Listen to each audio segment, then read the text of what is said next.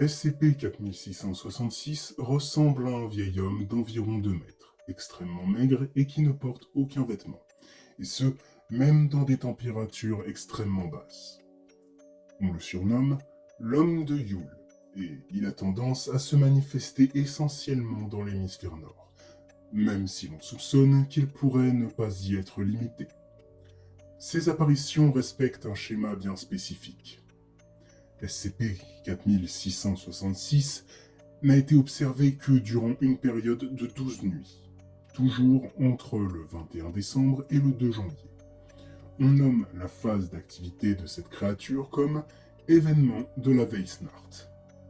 Pour qu'il apparaisse, plusieurs conditions doivent être réunies.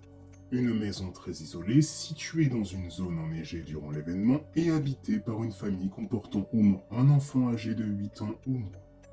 Si les conditions sont réunies, l'homme de Yule peut se manifester. Durant les 7 premières nuits, il se mettra à rôder autour de la maison.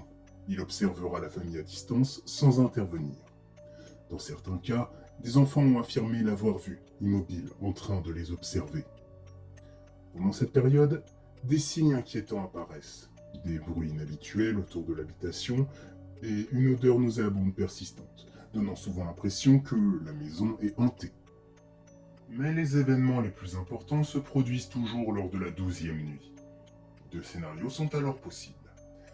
Dans le meilleur des cas, la famille entendra des pas durant la nuit, comme si quelqu'un se déplaçait autour de la maison. Et le lendemain matin, les enfants trouveront des jouets étranges de fabrication artisanale au pied de leur lit, mettant fin à la Weissnacht. Mais dans la grande majorité des cas, le second scénario se produira.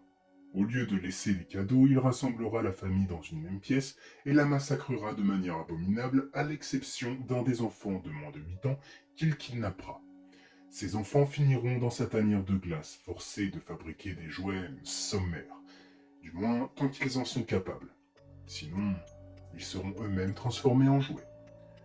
Une victime du SCP a été retrouvée mutilée et transformée en poupée de chair grandeur nature avant de mourir de malnutrition, malgré les soins des médecins. Elle aura au moins pu raconter son histoire avant de rendre son dernier souffle. Quoi qu'il en soit, si nous sommes durant cette période, tout ce que je peux faire, c'est de vous souhaiter du plus profond de mon cœur de joyeuses fêtes.